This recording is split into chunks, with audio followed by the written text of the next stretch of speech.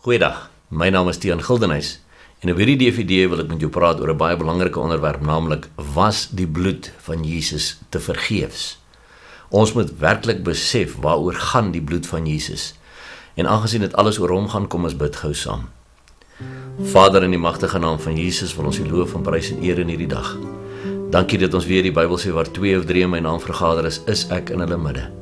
So Here, ons weet U is hier waar ons besig is met die opname, maar U is ook daar waar mense na hierdie DVD gaan kyk.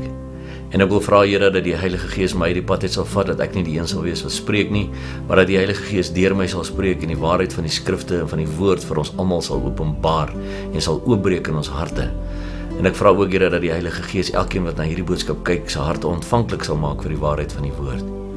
En Here, dankie dat U ons die autoriteit gee om vir die Satan te sê, Satan, ons bind jou werke nou. Hierdie is heilige grond, want God is hier teenwoordig en jy sal nie keer dat God se kinders hierdie boodskap ontvang nie. Die Here bestraf jou en jy verdwyn in Jesus naam. Ek bind spesifiek die werking van die gees van godsdiens, van veroordeling en kritiek. Ek bind daardie geeste wat mense wil laat twyfel en ongelowig wil hou. Die Here bestraf julle en julle sal verdwyn in Jesus naam. Here Jesus, nou vra ons dat U ons toemaak met die kosbare bloed asseblief. Ons vra dat hierdie engele rondom ons plaas waar ons oral besig gaan wees met hierdie DVD, sodat dit veilige plekke sal wees waar U kinders is.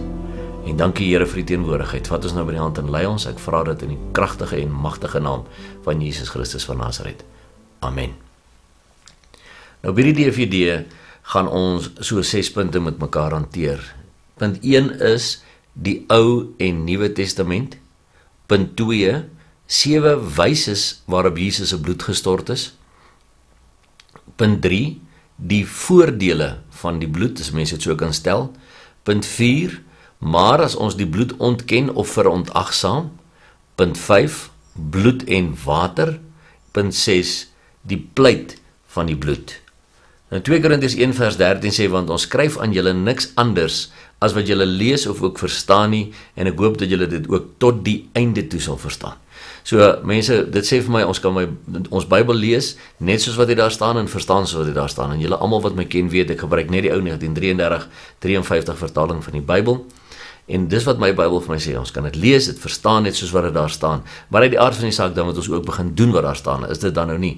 Want in Matteus 22 vers 29 het Jesus gesê, julle dwaal, omdat julle die skrifte nie ken nie, en ook nie die krag van God nie. En daai was my probleem vir 36 jaar van my lewe, tot 17 jaar terug, toe ek Jesus Christus persoonlik ontmoet het. Ek het gedwaal, omdat ek my skrifte nie geken het nie. En hoekom het ek nie my skrifte geken nie? Want ek het nie die skrywer van die skrifte geken nie. Ek was nie in 'n verhouding met Jesus Christus nie. En Satan het my lekker besig gehou met onkunde. Want die woord sê ook vir ons, my volk gaan ten gronde weens 'n gebrek aan kennis, soos wat ek die vers daar vir jou wys op die skerm. En daar staan, omdat jy die kennis verwerp het, sal ek jou verwerp, sodat jy vir my die priesterampt nie sal bedien nie. Omdat jy die wet van jou God vergeet het, sal ek ook jou kinders vergeet. En dis 'n skrikwekkende vers daai. Maar ek sê altyd vir die mense, kyk mooi waarmee begin hy. Die eerste 2 woorde sê my volk. Daar staan nie die sondaars, die ongelowiges, die onheiliges nie. Daar staan my volk gaan te gronde weens gebrek aan kennis. Gebrek aan kennis van wat? Van wat die woord van God sê.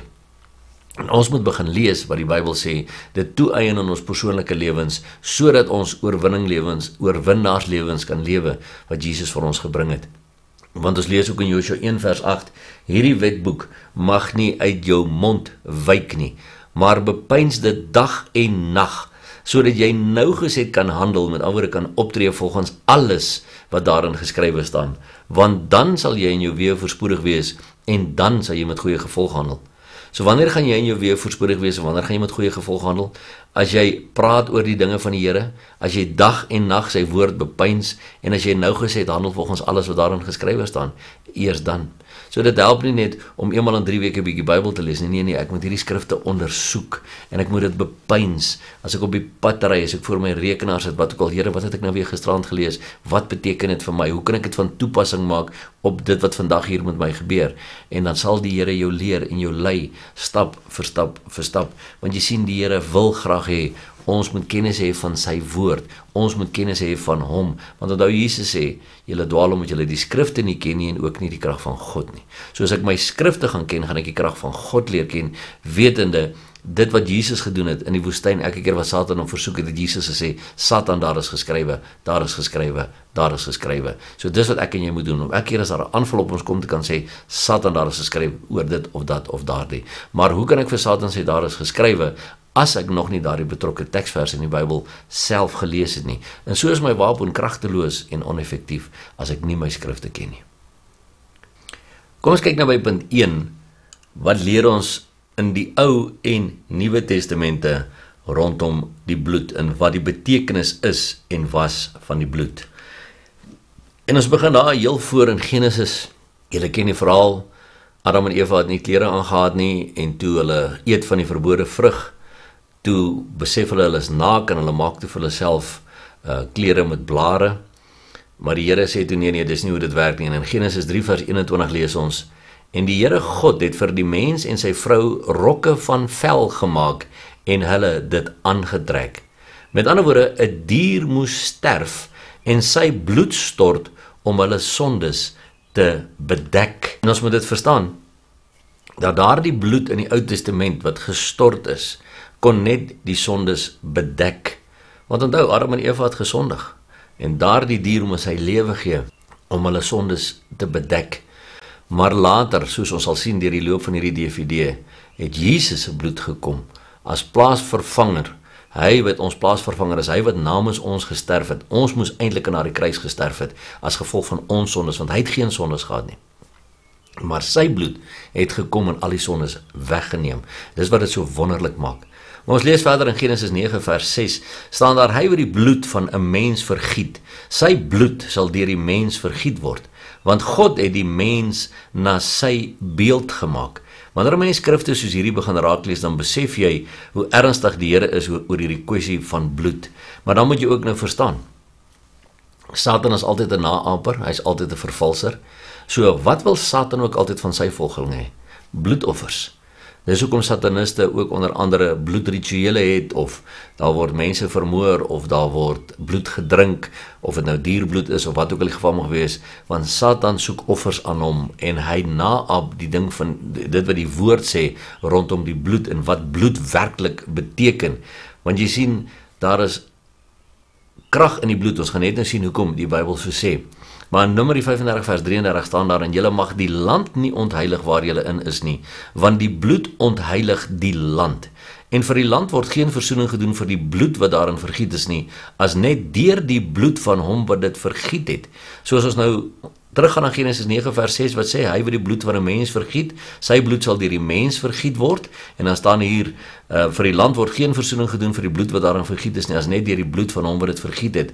Ek het ook 'n DVD oor vloeke en vloeke op grond, waar ek praat oor hierdie aspek van bloed op die grond, maak 'n deur oop vir aanvalle op daardie grond, want hierdie teksvers sê, die bloed ontheilig die grond. The blood defiles the land. So as iemand op daardie grond doodgemaak is, sy bloed daar gevloei het, as iemand daar selfmoord gepleeg het, dan is daar 'n probleem op daai grond, totdat mens daaroor bid, dit bely voor die Here, en dan die houvas van die vyand breek op daardie grond as gevolg daarvan. Maar ons lees ook nou, hoe moes hulle in die Ou Testament belydenis kom doen van hulle sondes? Kom ons lees wat sê Levitikus 5 vers 5 tot 10 vir ons.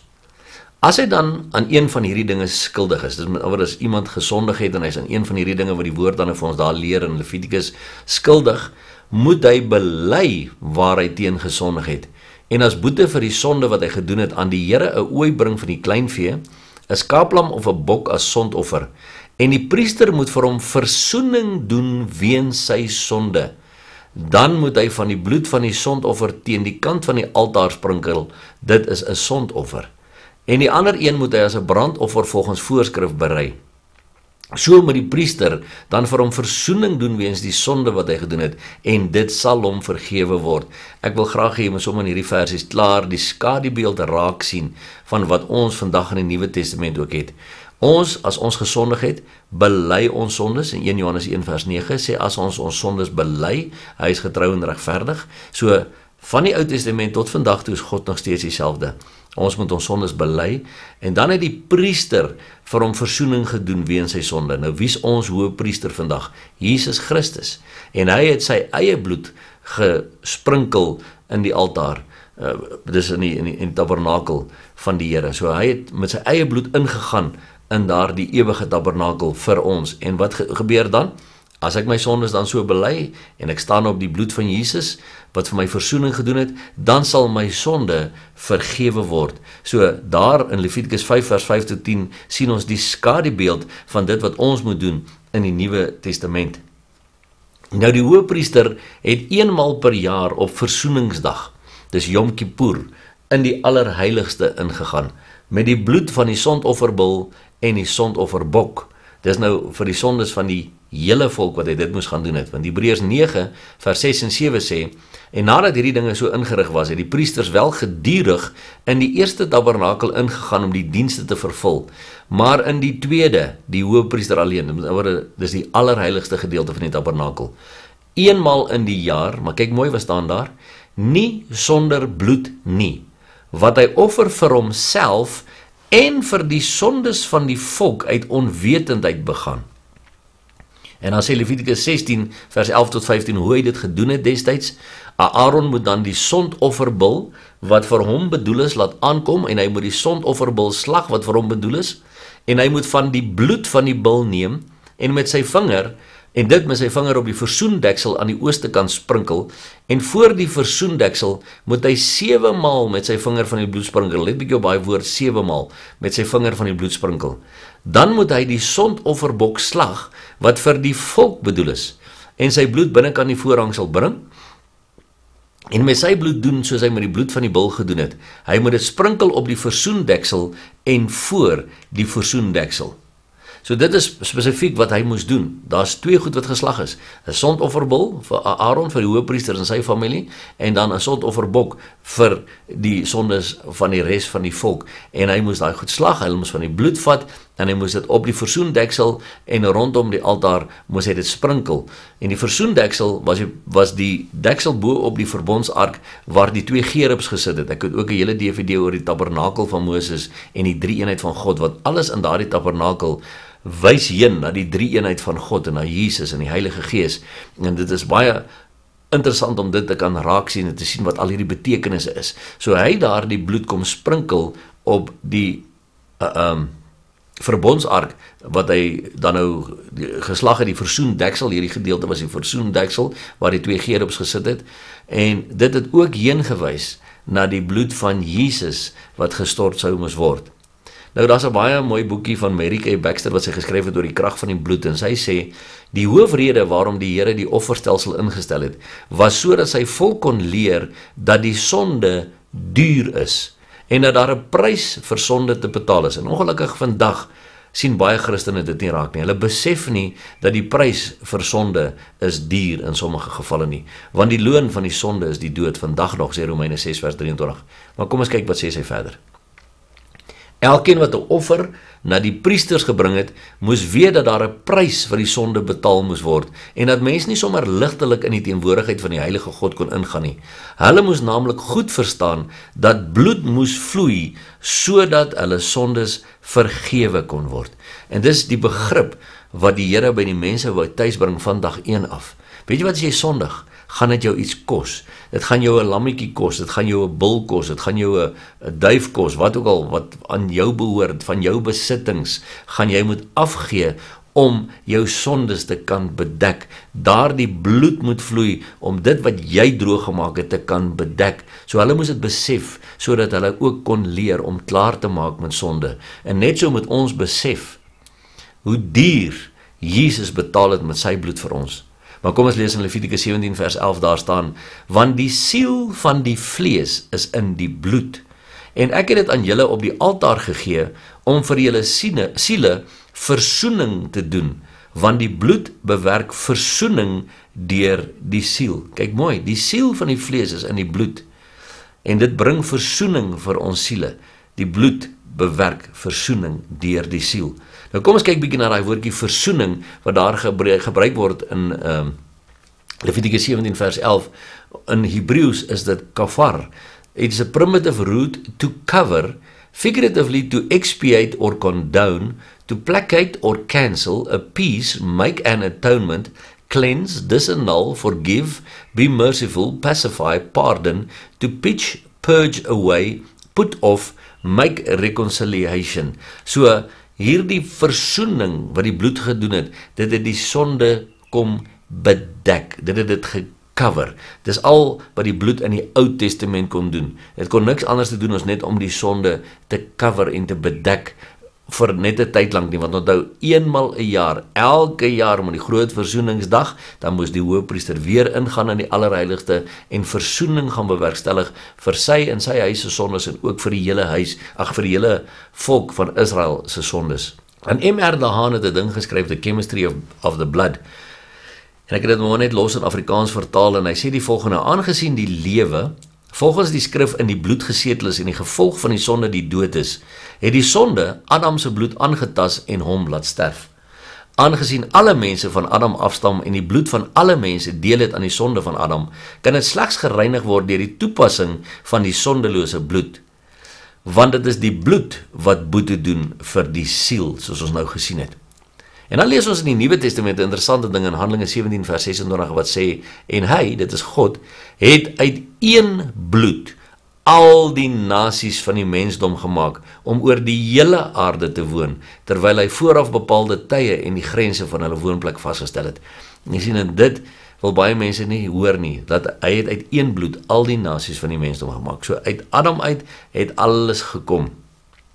Al die nasies van die mensdom. En dis hoekom baie mense sê, nee, maar sekere mense van sekere velklere is nie mense nie. Hulle is diere. Sê ek, waar staan dit in die Bybel?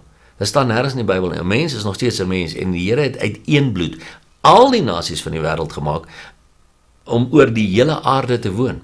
So ons kan dit probeer ontken soos wat ons wil. Daar is die lewe is in die bloed en die Here het uit een bloed uit al die nasies geskape en daarom moet ons bid vir die redding van almal. Want 2 Petrus 3 vers 9 sê, God is lankmoedig oor ons en wil nie hê dat 'n enkele sondaar verlore moet gaan nie, maar dat almal tot bekering moet kom. So, dis hoe hulle dit in die Ou Testament gedoen het. Die priesters het hierdie diere wat gebring is, geoffer, die bloed is gesprinkel, dit was 'n bedekking van hulle sondes. Nou kom ons lees nou wat sê die Nuwe Testament. Jesus, as ewige en volmaakte hoëpriester, kom vervul al die bogemelde voorskrifte van die Ou Testament.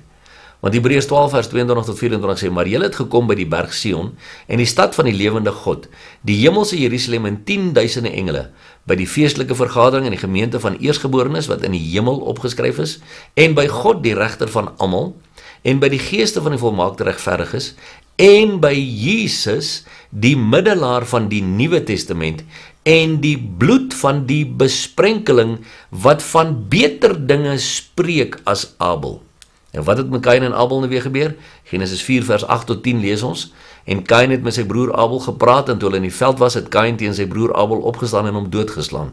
Toe sê die Here vir Kain, waar is jou broer Abel? En hy antwoord, ek weet nie. Is ek my broer se wagter?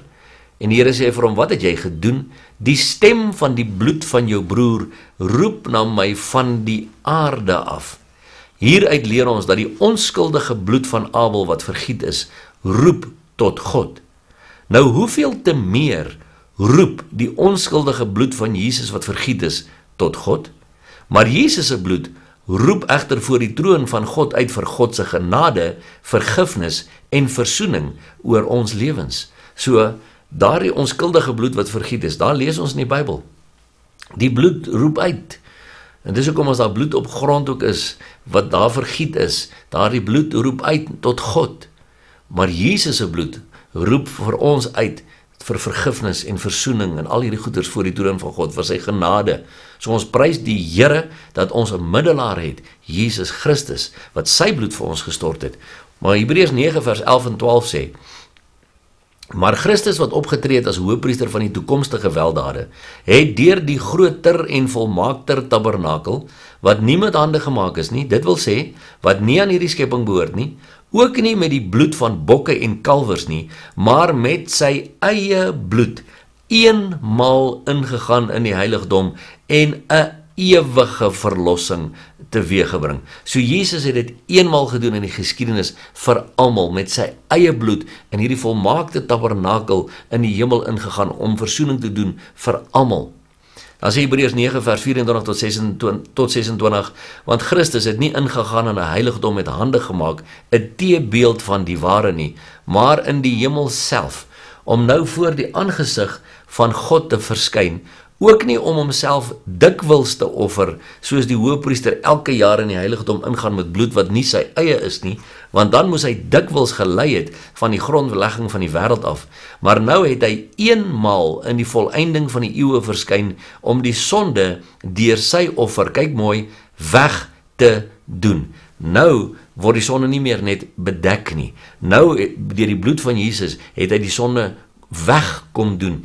Maar ons moet ook net reg verstaan, daar staan ook nie om homself dikwels te offer nie. En dit is hier weer eens waar die Rooms-Katolieke Kerk met die Mass wat hulle hou, elke dag glo Jesus word van vooraf gekruisig, want hulle glo daardie broodjie en die wyn wat hulle drink is fisies die liggaam van Jesus en fisies sy bloed wat gestort is, waaraan hulle deelneem. Ek het ook 'n hele DVD oor Rooms-Katolisisme versus die Bybel, waar ek die dwaalleringe van die Rooms-Katolieke Kerk uitwys, ook met goed soos hierdie en oor die bloed van Jesus. Mary Baxter skryf in haar boek, daar is ook al gesê dat die hele Bybel in rooi geskryf is, bloedrooi.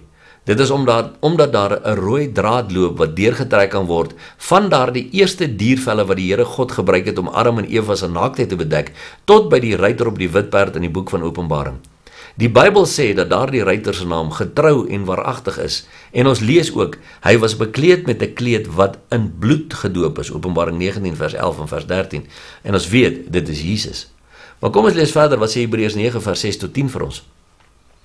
En nadat hierdie dinge so ingerig was, het die priesters, dis nou in die Ou Testament, wel gedurig in die eerste tabernakel ingegaan om die dienste te vervul, maar in die tweede, die hoëpriester alleen, dis die allerheiligste, eenmaal in die jaar, nie sonder bloed nie, wat hy offer vir homself en vir die sondes van die volk uit onwetendheid begaan. Ons het net nou daarna gekyk, waarmee die Heilige Gees dit duidelik maak, dat die weg na die heiligdom nog nie geopen is, solank as die eerste tabernakel nog standhou nie.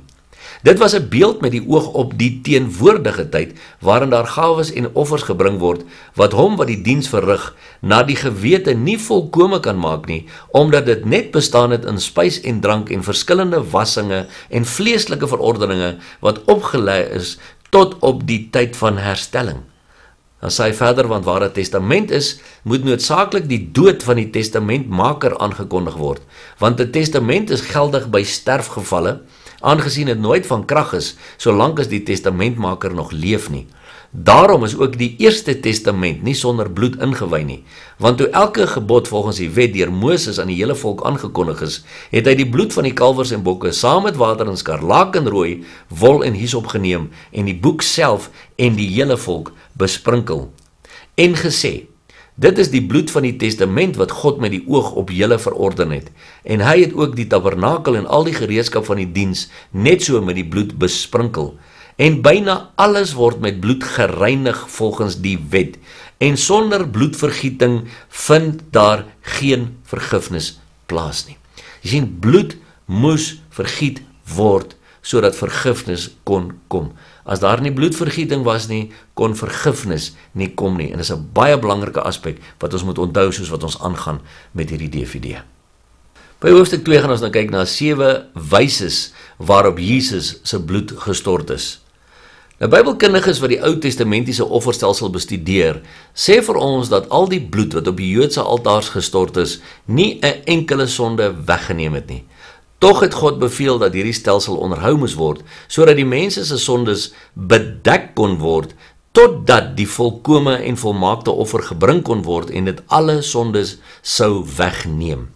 Nietemin was elke bloedoffer wat in die Ou Testament gebring is, 'n heilige gebeurtenis, as gevolg van die bloed wat gestort is en oor die altaar gesprinkel is.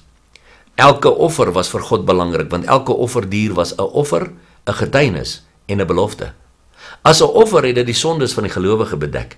As 'n getuienis het dit heengewys na die ware lam van God.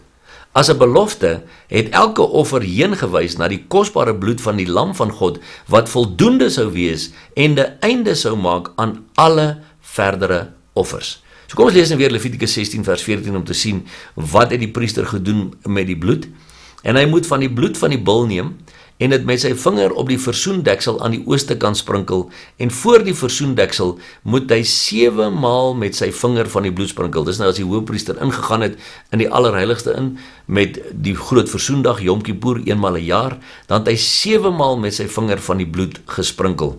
Nou kom ons kyk nou na 7 wyses waarop Jesus se bloed gestort was. Punt 1, Lukas 22 vers 44 sê, en toe hy in 'n sware stryd kom, het hy met groter inspanning gebid en sy sweet het geword soos bloeddruppels wat op die grond val. So daar is 'n spesifieke mediese term vir as mense in sulke intense inspanning is, dat hulle sweetgaatjies oopgaan en daar bloed by kan uitkom. So daar is die eerste wyse wat Jesus se bloed gestort is. Punt 2, Jesaja 50 vers 6 sê, ek het my rug gegee vir die wat slaan en my wange vir die wat die hare uitpluk.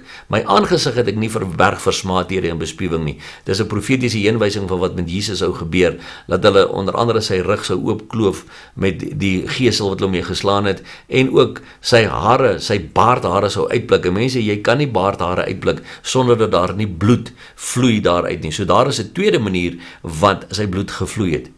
Punt 3, Matteus 27 vers 26, toe laat Pontius Pilatus vir hulle Barabbas los, maar Jesus het hy laat gesel en oorgelewer om gekruisig te word. En onthou, hy het 39 houe met daardie gesel ontvang en het sy liggaam oopgeskeur.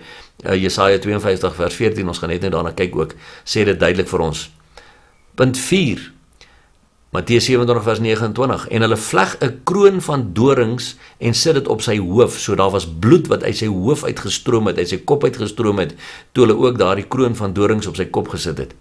Punt 5, Jesaja 52 vers 14, soos baie hulle oor u verstom het, so misvormd was sy voorkoms, geen mens meer nie, en sy gestalte was nie soos die van 'n mensekind nie. En ek vra die vraag, hoe allerverskriklik moes hy nie uitmekaar geskeur gewees het deur daardie gesel en die slaaf wat hulle hom gegee het en die doringkroon op sy kop, dat hy nie meer as mens herkenbaar was nie.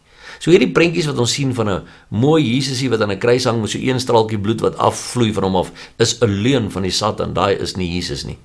My Jesus was so flenters geslaan dat hy nie eens as mens herkenbaar was nie. Dis allerverskriklik wat Jesus vir my en jou deurgegaan het, my vriend. Maar kom ons kyk wat sê punt 6.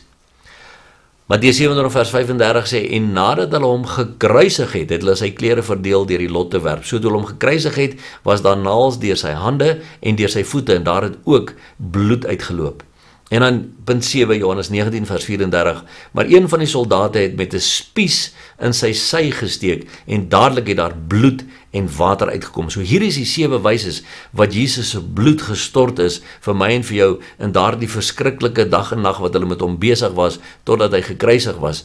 So ons kan ons nie indink wat Jesus vir ons deurgegaan het, maar is interessant.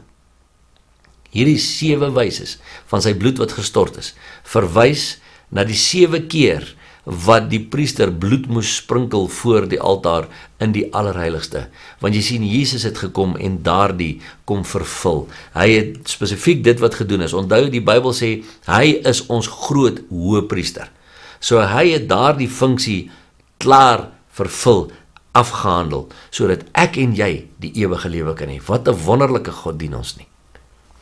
Kom ons kyk nou by hoofstuk 3, na die voordele in aanhalingstekens van die bloed van Jesus.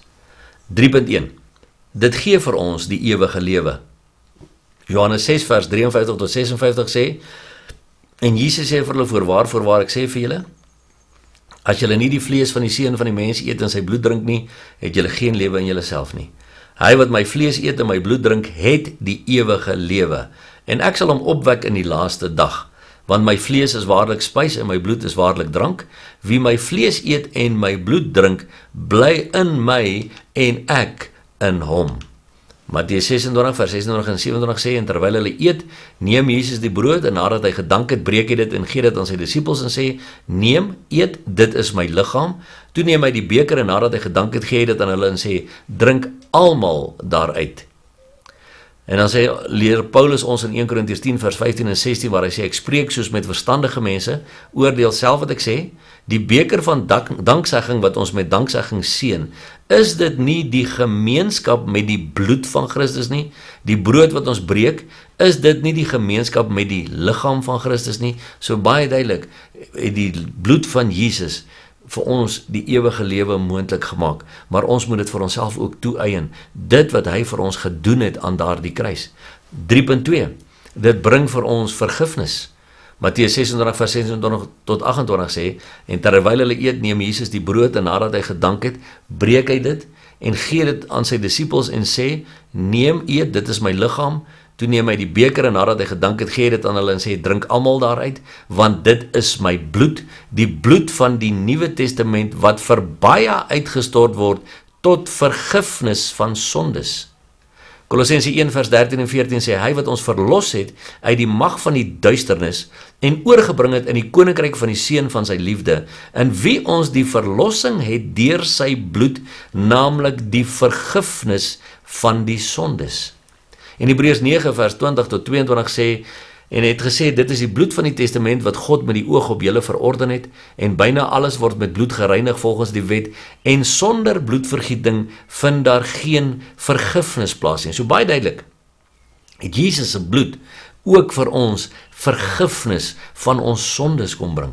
Dit is so wonderlik om hierdie goeders te weet en dit toe te eie en te weet, ek is toe onder die bloed van Jesus, hy het my sondes vergewe en daarom wil ek graag die regte pad loop, wil ek graag gehoorsaam bly in die woord en ondersoek ek die skrifte, sodat ek kan klaarmaak met die verkeerde goed, kan klaarmaak met die gemors in my lewe, sodat ek rein en heilig voor God sal kan staan, op grond van die feit dat Jesus se bloed vir my vergifnis bewerkstellig het.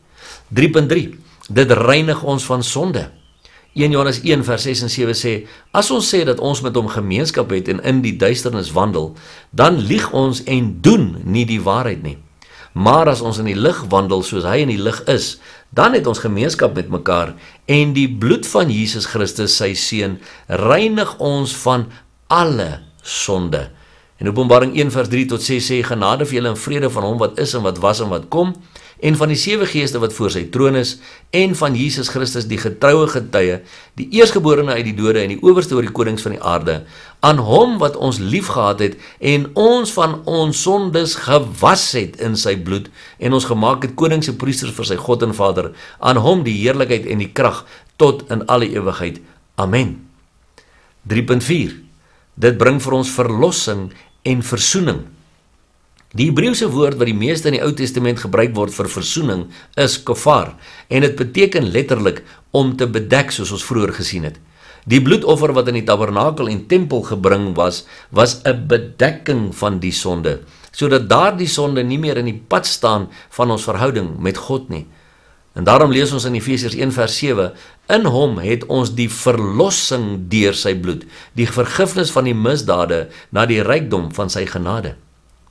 Romeine 3 vers 25 sê, hom het God voorgestel in sy bloed as 'n versoening deur die geloof, om sy geregtigheid te bewys, deurdat hy die sondes ongestraf laat bly het, wat tevore gedoen is onder die verdraagsaamheid van God. En Kolossense 1 vers 13 en 14 wat weer sê, hy wat ons verlos het uit die mag van die duisternis en oorgebring het in die koninkryk van die seun van sy liefde, in wie ons die verlossing het deur sy bloed.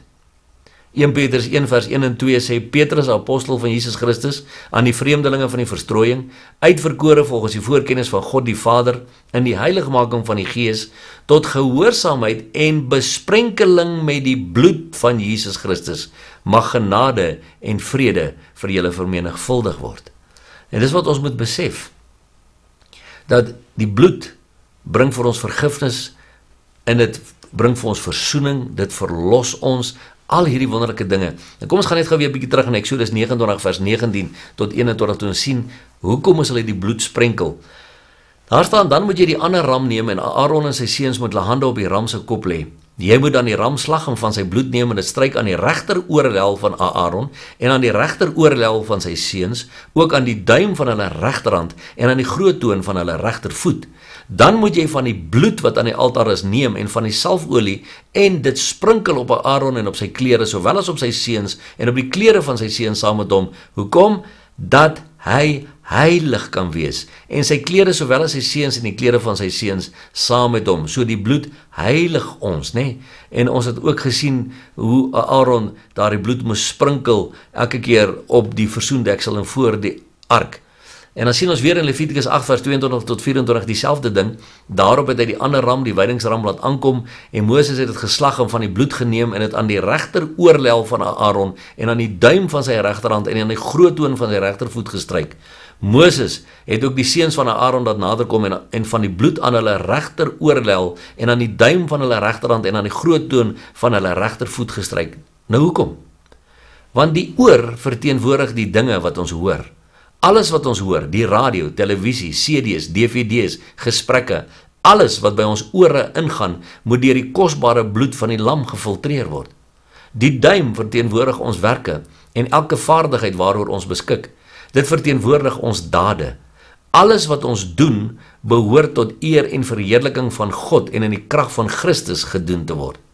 Die toon verteenwoordig waar ons heen gaan, met ander woorde ons doel en planne, as ook ons daaglikse wandel met die Here. Oral waar ons gaan, moet ons dink aan God en aan sy doel wat ons deur die bloed van die lam ontvang het. So mense, dit is baie belangrik om te besef dat dit wat alles in die Ou Testament gebeur het, is met spesifieke redes daar gedoen. God is nie confused nie, soos hulle sê. Hy het spesifiek geweet wat hy doen toe hy gesê het, stryk 'n bietjie bloed aan hulle regter oorlel, hulle regterduim en die groottoon van die regtervoet. Want dit het alles heen gewys na ons wandel saam met Christus, ons werke wat ons doen vir Christus, en dit waarna ons luister, dit wat ons hoor, dat ons sal seker maak dis in lyn met die woord van God.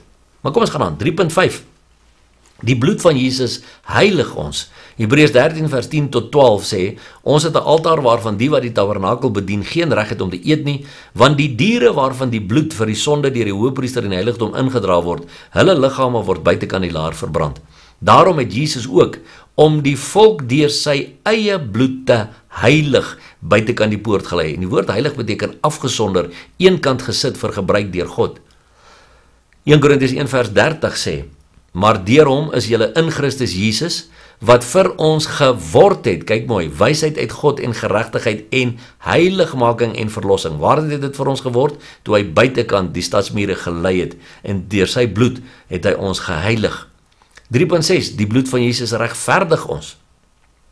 Romeine 5 vers 7 tot 10 sê, want nouliks sal iemand vir 'n regverdige sterwe, vir 'n goeie mens sal iemand miskien nog die moed hê om te sterwe, maar God bewys sy liefde tot ons daarin, dat Christus vir ons gesterf het toe ons nog sondaars was.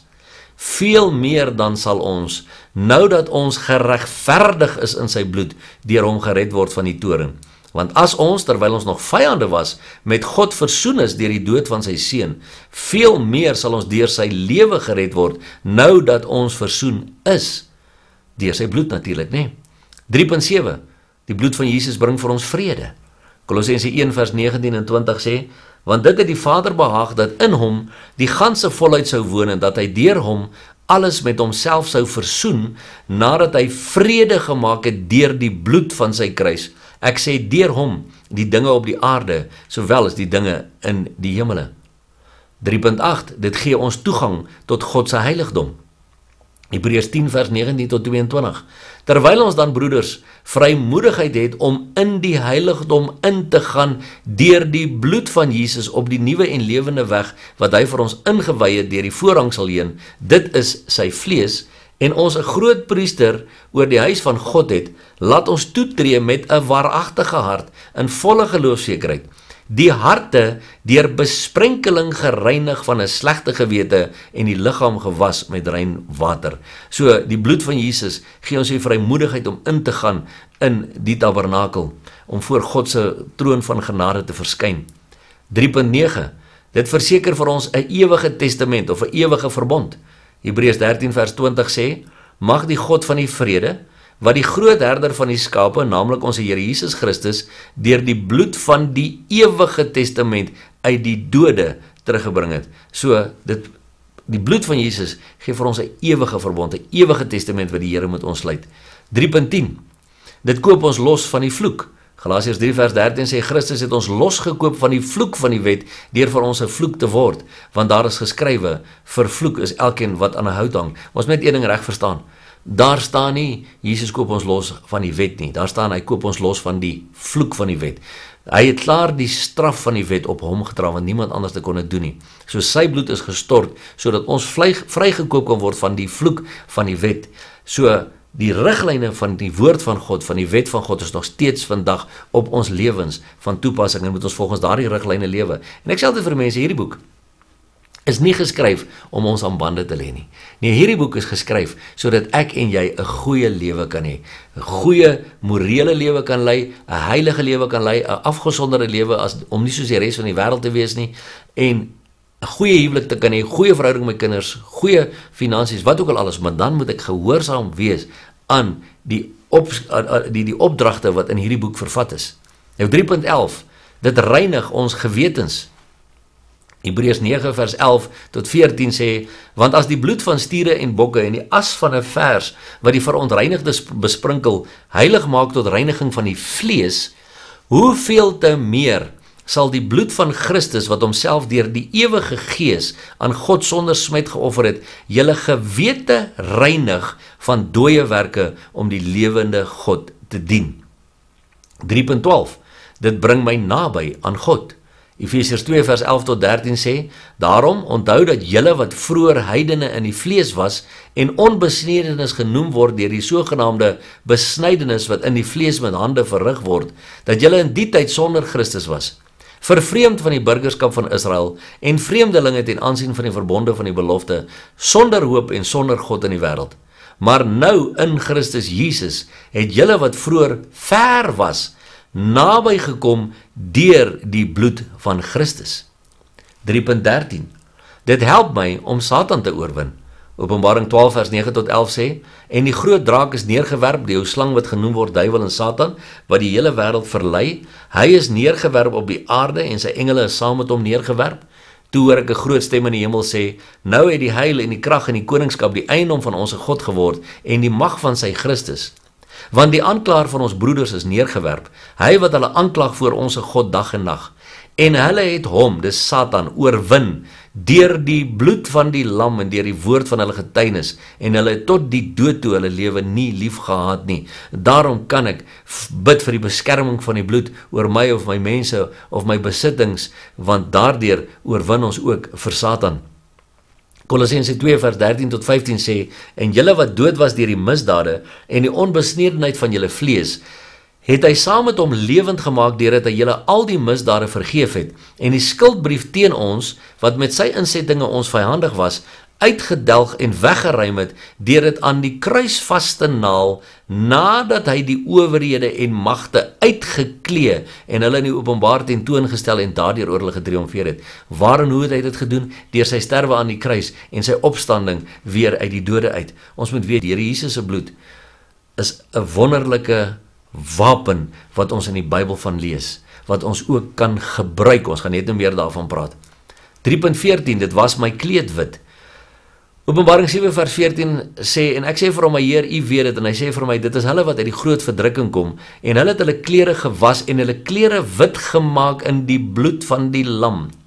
Openbaring 19 vers 7 en 8 sê, laat ons bly wees, en ons verheug en aan hom die heerlikheid gee, want die bruilof van die lam het gekom, en sy vrou het haar gereed gemaak, en aan haar is gegee, om bekleed te wees met rein en blink fyn linne, want die fyn linne is die regverdige dade van die heiliges.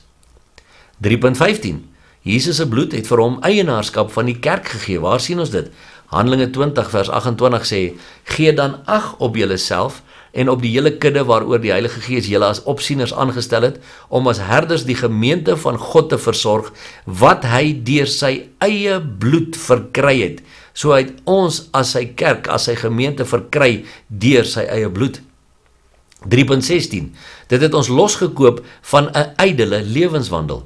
1 Petrus 1 vers 17 tot 21 sê, en as julle hom as Vader aanroep, wat sonder aanneming van die persoon oordeel volgens elkeen se werk, wandel dan in vrees gedurende die tyd van julle vreemdelingskap, omdat julle weet dat julle nie deur verganklike dinge, silwer of goud losgekoop is uit julle ydelle lewenswandel wat deur die Vaders oorgelewer is nie, maar deur die kosbare bloed van Christus, soos van 'n lam sonder gebrek en vlekkeloos. So mense, ons moet besef, wat beteken die bloed van Christus? Ons moet besef, dat daardie bloed het ons losgekoop van 'n ydelle wêreldse lewenswandel. En daarom moet ek uit dankbaarheid uit, vir wat Jesus vir my gedoen het met die stort van sy bloed, die pad van geregtigheid wandel, volgens wat die Bybel vir my sê.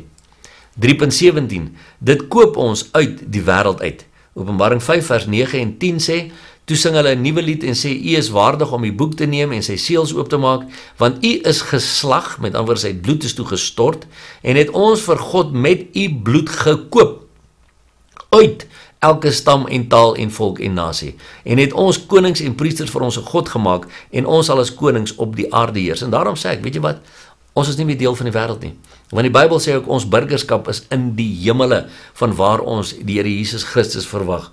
En Psalm 45 vers 10 en 11 sê, vergeet jou volk in die huis van jou Vader, en buig jou voor die koning neer. So ek sê altyd vir mense, vanuit ek Jesus Christus ontmoet het, en Jesus Christus aangeneem het in my lewe, is nie meer 'n Afrikaner nie.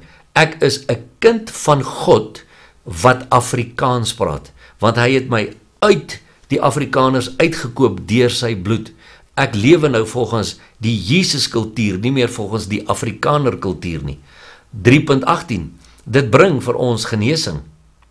Jesaja 53 vers 5 sê, maar hy is terwille van ons oortredinge deurboor, terwille van ons ongeregtighede is hy verbrysel, die straf wat vir ons die vrede aanbring was op hom, en deur sy wonde het daar vir ons genesing gekom. 1 Petrus 2 vers 24 bevestig het ook, wat sê, wat self ons sondes in sy liggaam op die kruishout gedra het, sodat ons die sondes kan afsterwe en vir die geregtigheid lewe, deur wie se wonde julle genees is. So, die bloed van Jesus reinig ons van al hierdie ongeregtigheid, dit bring vir ons verlossing, versoening, vergifnis en ook genesing, want deur sy wonde het daar vir ons genesing gekom, en deur sy bloed is ons genees. Ons moet dit net proklameer, ons moet staan op die waarheid van die woord. As ek siek is, of daar's 'n ding in my liggaam aan die gang, staan ek op die waarheid van die woord, en ek sê, Jesus, U wonde het vir my genesing gebring, en deur U wonde is ek genees, en daarom spreek ek hierdie gees van krankheid aan, ek sê, los my liggaam uit, en ek spreek lewe en genesing in my liggaam in, op grond van dit wat reeds aan die kruis afgehandel is. Mense, Jesus se bloed is 'n wonderlike wapen, wat die Vader vir ons gee in sy woord, om die aanslag van die vyand te weerstaan op ons daaglikse lewens. In hoofstuk 4 gaan ons nou kyk, en wat dan nou as ons die bloed ontken, of verontagsaam? Matteus 27 vers 23 tot 25 sê, en die gouverneur sê, watter kwaad het hy dan gedoen? Maar hulle skreeu nog harder en sê, laat hom gekruisig word. En toe Pilatus sien dat niks help nie, maar dat daar eerder 'n oproer kom, het hy water geneem en sy hande voor die skare gewas en gesê, ek is onskuldig aan die bloed van hierdie regverdige man, julle kan toesien. En die hele volk antwoord en sê, laat sy bloed op ons en op ons kinders kom. En mense, weet julle wat so interessant, hè? As jy mooi die evangelies gaan lees, sal jy sien, Pilatus het by 3 geleenthede gesê, ek vind geen skuld in hom nie. So die wêreld het Jesus onskuldig verklaar, maar sy eie mense, sy eie kerk, het hom laat kruisig, en ook nogal gesê, laat sy bloed op ons en op ons kinders kom. Maar tog lees ons 'n interessante ding in Handelinge 5 vers 27 tot 29, toe Petrus en Johannes voor die Joodse raad verskyn. Hulle het hulle dan gebring en voor die raad gestel, en die hoëpriester het hulle gevra en gesê, het ons julle nie uitdruklik verbied om in die naam te leer nie? En kyk, julle het Jerusalem met julle leer vervul, en kyk nou mooi wat sê die hoëpriester nou. En julle wil die bloed van hierdie man op ons bring. En Petrus en die apostels antwoord en sê, ons moet aan God meer gehoorsaam wees as aan die mense. Wow, kyk wat gebeur hier. Hierdie selfe priesters het nie baie lank van tevore nie gestaan en geskreeu, kruisig hom, kruisig hom, kruisig hom, en laat sy bloed op ons en ons kinders kom. Nou begin Petrus en Johannes, hulle en die ander disippels, die lering van die evangelie van Christus verkondig onder die mense, en kyk wat sê die priesters, julle wil nou die bloed van daardie man op ons laat kom. Mense, wat 'n misleiding, wat 'n leuen, het die Satan hulle nie in vasgebind nie, want hulle self het gesê, laat die bloed op ons en ons kinders kom. Nou beskuldig hulle vir Petrus en Johannes en sê, julle wil die bloed op ons en op ons laat afkom van hierdie man. Hebreërs 10 vers 26 tot 29 sê, want as ons opsetlik sondig, nadat ons die kennis van die waarheid ontvang het, bly daar geen offer vir die sondes meer oor nie, maar 'n verskriklike verwagting van oordeel en 'n vuurgloed wat die teestanders sal verteer. As iemand die wet van Moses verwerp het, sterf hy sonder ontferming op die getuienis van 2 of 3. Hoeveel swaarder straf, dink julle, sal hy verdien wat die Seun van God vertrap het en die bloed van die testament waardeur hy geheilig is, onrein geag en die gees van genade gesmaad het? Mense, ons kan nie dit wat Jesus vir ons aan die kruis gedoen het en die bloed wat hy gestort het, verontagsaam en net sê, ag nee, wat hier goed beteken vir my niks, ek kan niks daaruit kry nie. Jy's besig om met vuur te speel, letterlik.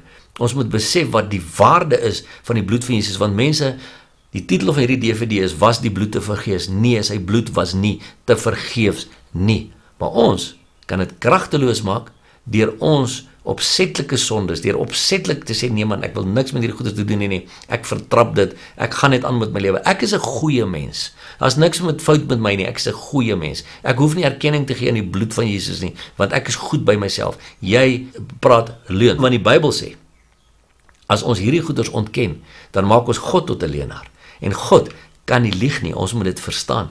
So ons moet besef dat ons mag nie die bloed vertrap nie. En selfs baie mense van deesdae wat ek mee te doen kry in die bediening die afgelope paar jare, sê ek gaan nee, weet jy wat, die bloed is nie meer, dit doen nie meer wat dit in die verlede gedoen het nie. Ons het nou die Heilige Gees en die Heilige Gees doen vir my alles. Ja, weet jy, is my interessant. My Bybel sê in Johannes 16 vers 13 en 14, wanneer die Gees van die waarheid gekom het, dis die Heilige Gees, sal hy my verkondig, sê Jesus. So, die Heilige Gees herinner ons aan dit wat Jesus vir ons gedoen het. Hy maak ons nie vas aan homself nie. Die Heilige Gees maak ons vas aan Jesus en die verlossingswerk en die versoeningswerk van Jesus. Die Heilige Gees herinner ons aan Jesus. So ons moet besef, die bloed van Jesus is gestort, sodat ek en jy die verlossing, die versoening, die genade, die loskoping uit die wêreld van ons eie lewenswandel kan ontvang. En ons moet erkenning gee daaraan. Ons moet dankbaar wees vir dit wat Jesus se bloed vir ons beteken. En ons moet dit nie ontken en dit vertrap nie, want jy speel, soos ek sê, letterlik met vuur. Kom ons kyk nou by hoofstuk 5 na die bloed en die water.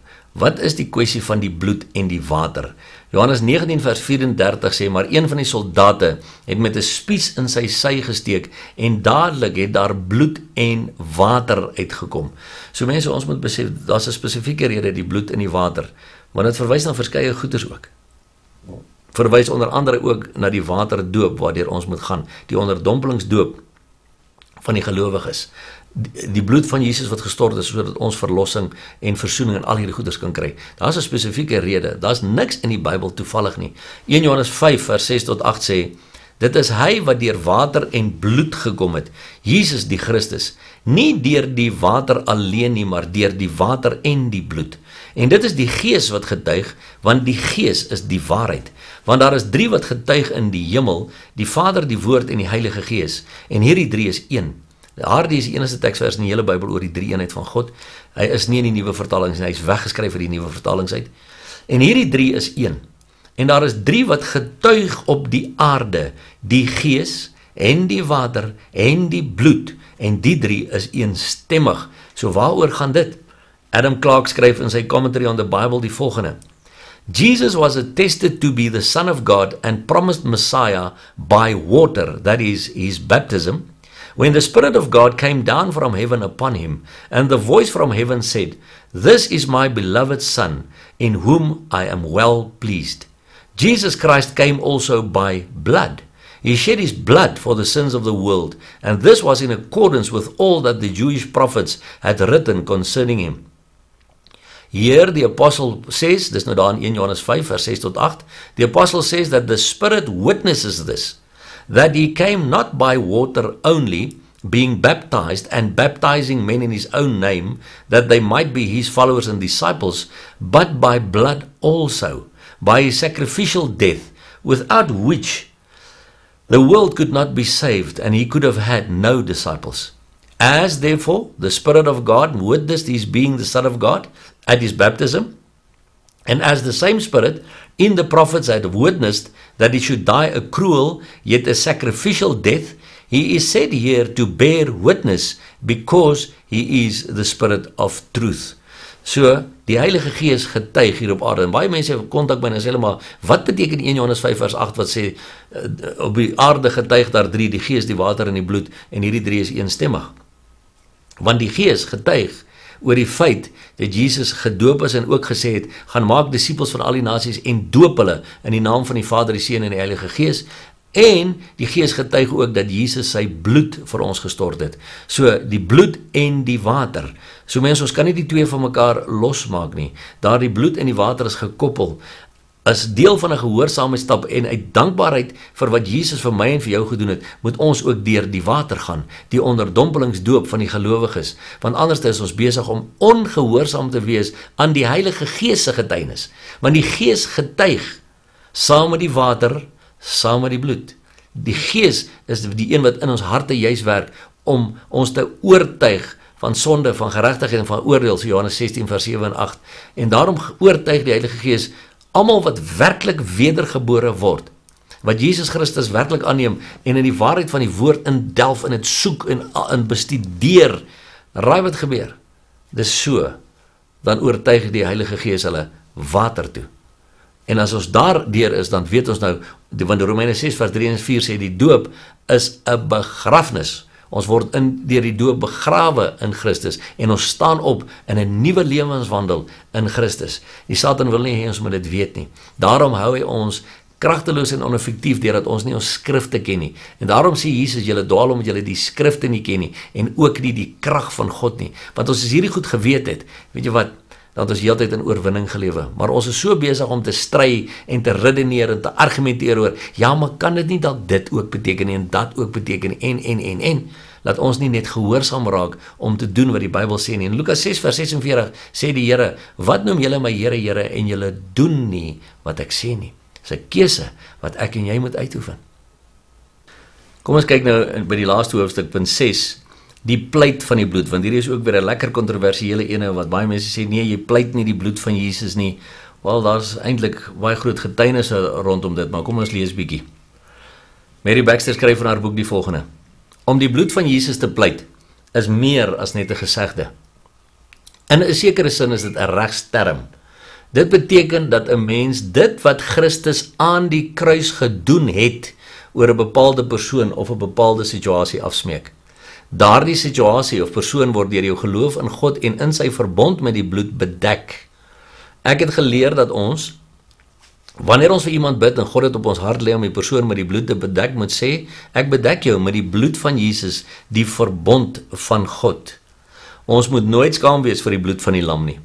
As ons sê dat ons ander met die kosbare bloed van Jesus Christus bedek, beteken dit dat ons aanspraak maak op die bloed wat hy gestort het, die bloed waardeur ons deel verkry het aan die nuwe verbond met God.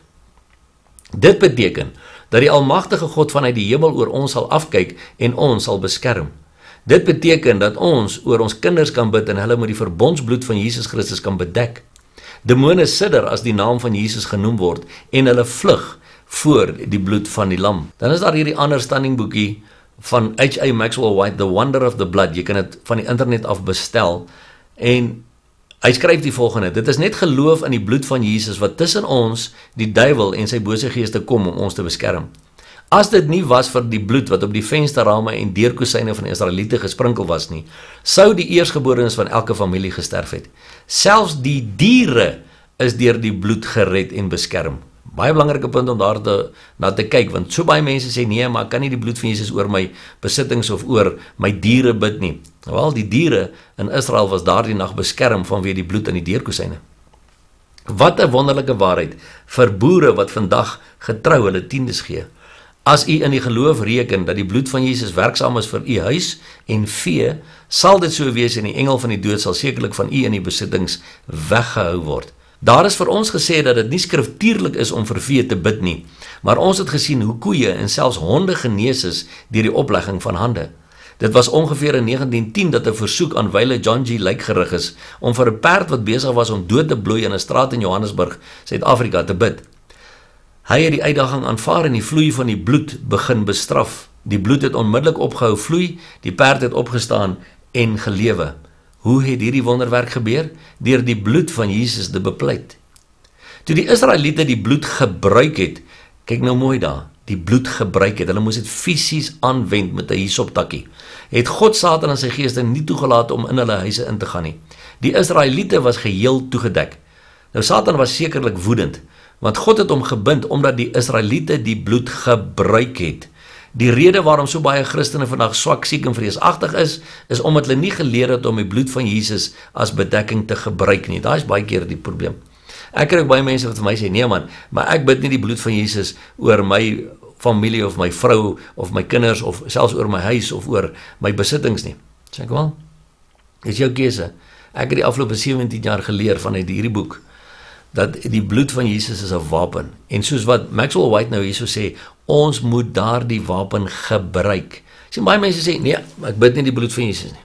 Baie mense sê, nee, ek gaan nie dit doen nie, ek gaan nie dat doen nie, ek gaan nie dis doen nie. En raai wat gebeur?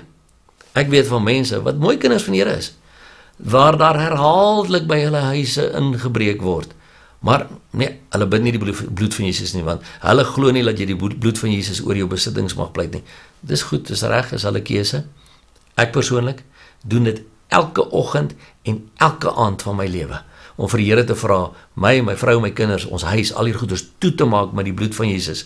En ons het in hierdie 17 jaar, wat ons die pad met die Here stap, nog nie een inbraak gehad nie, want jy sien, ek glo in die krag van die bloed van Jesus, en om die Here te vra, om ons huis toe te maak met die bloed van Jesus, engele om ons huis te plaas, engele om ons te plaas, om ons voertuie as ons ry, om ons te bedek met die bloed van Jesus. Daar's getuienisse in hierdie boekie van Maxwell White, van iemand wat langs die pad oorval was, en ek dink met 'n mes of 'n byl in die kop gekap was, en hy het net sy hand bo oor dit gedruk, en net gesê, die bloed van Jesus, die bloed van Jesus, die bloed van Jesus, en hulle het met hom hospitaal toe gejaag. Toe hy by die hospitaal kom en hy haal sy hand af, toe sy kop genees.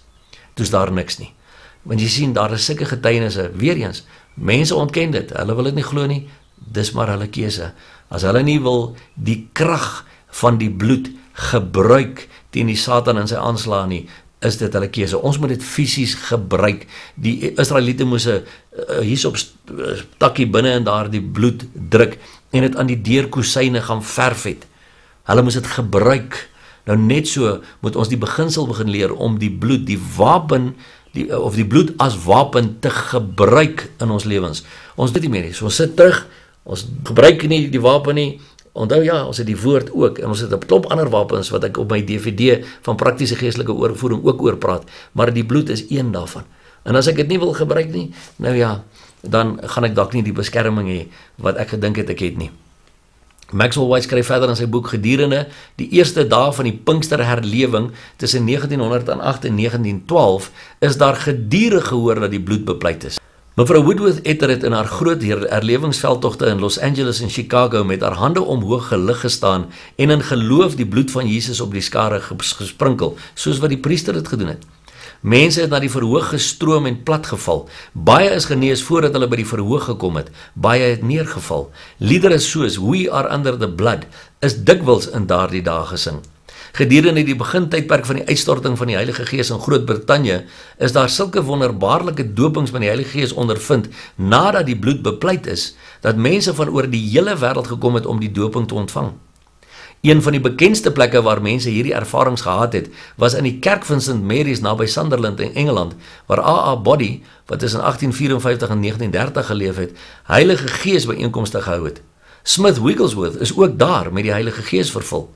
Met die verloop van tyd egter, en dis waar ons vandag is, het die gewoonte om die bloed te pleit by mense in onbruik geraak. Dit is vervang deur lofprysing en ander metodes, maar dit staan aangeteken dat daar 'n aansienlike afname was in die getal van mense wat vervul is met die Heilige Gees. Die toestand het voortgeduur totdat 'n broeder van die Scottish Assembly in Kilsyth gekom het en by hulle aangedring het om weer die bloed te eer as hulle die ervaring deelagtig wil word. Die krag van God het opnuut neergedaal. Mense het uitgestrek op die vloer gelê onder die krag van God. Nou sommige mense argumenteer dat dit nie volgens die skrif is vir Nuwe Testamentiese gelowiges om so op te tree nie. Maar ek verwys u na Hebreërs 12 vers 24 waar ons lees dat ons gekom het by die bloed van die besprenkeling. Ons het net nou na die hele teksvers gekyk vroeër op die DVD. Dit verwys nie na die verlede nie, maar as 'n teenwoordige tyd ervaring. As Nuwe Testamentiese priesters van die kerk van die eersgeborene, is dit ons voorreg om die bloed van Jesus te sprenkel. Nie slegs om te glo dat Jesus dit vir ons in die verlede gedoen het nie, maar om dit nou te doen. Ons moet nou die owerhede en magte en bose geeste van die duiwel beveg. Daarom besprenkel ons die kosbare bloed wat eenmaal vir ons gestort is en Satan en sy bose magte moet wyk. Omdat die vyand hardnekkig is, word die oorwinning nie altyd maklik behaal nie. Somtyds is dit nodig dat ons die bloed vir weke en selfs vir maande moet bepleit, maar die oorwinning is verseker.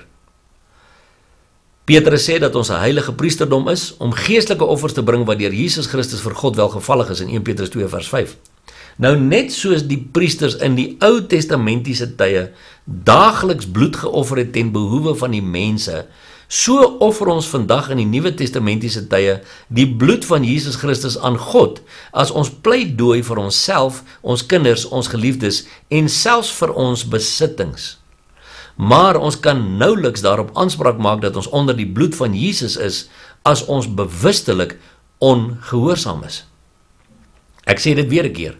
Ek is oortuig daarvan dat die rede waarom so baie Christene sulke ellendige lewens waarin siekte en sondes herhaaldelik voorkom ly, juis is omdat hulle nog nie geleer het om hulle passiewe teologiese geloof in die bloed te verander na 'n lewende, aktiewe geloof wat die bloed sal gebruik, dit sal sprenkel, daarop sal pleit nie.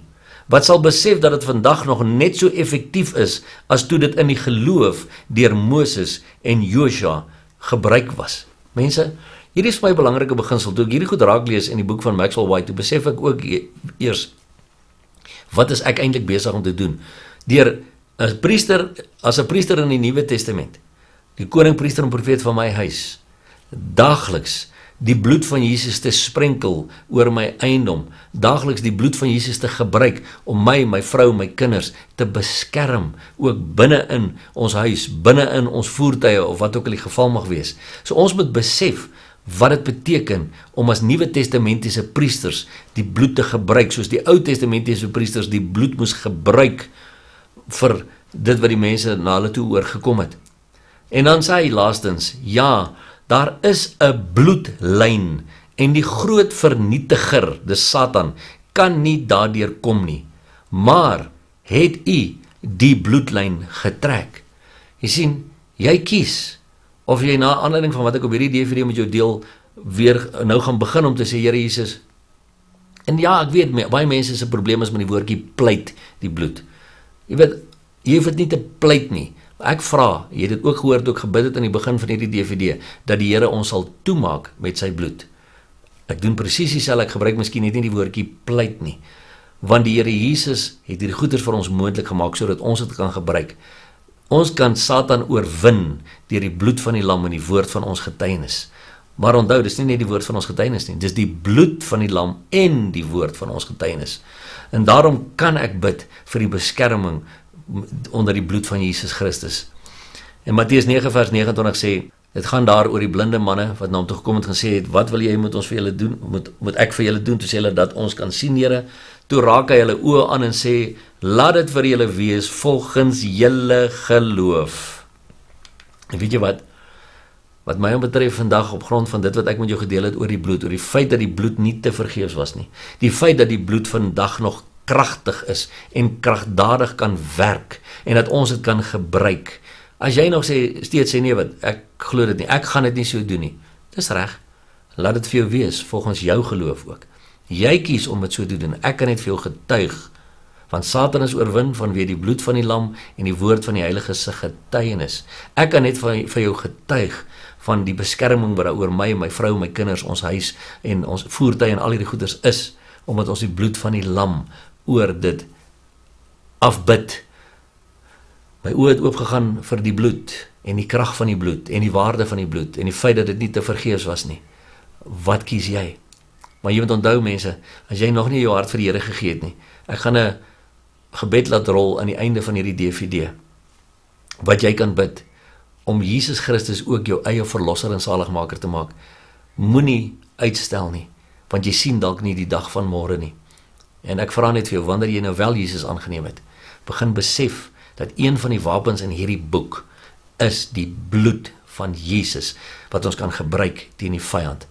Ja, hy het vir ons gesterf, maar vandag is hy 'n lewende God, want Openbaring 1, vers 17 en 18 sê, ek is die eerste en die laaste en die lewende, en ek was dood, en kyk, ek leef tot in alle ewigheid, amen, en alle eer gaan aan Jesus Christus van Nasaret.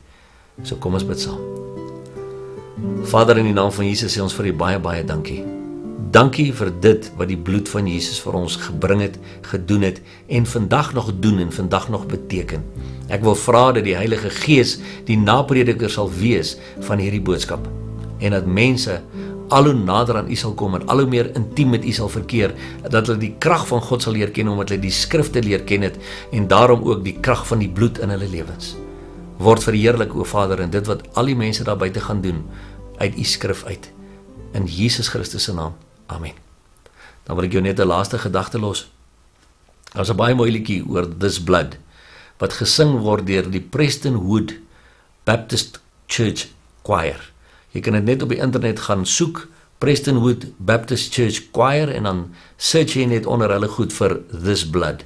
Dit is 'n uitstekende liedjie, wat vir ons vertel, wat het Jesus se bloed vir ons kom doen. Mag die Here jou seën.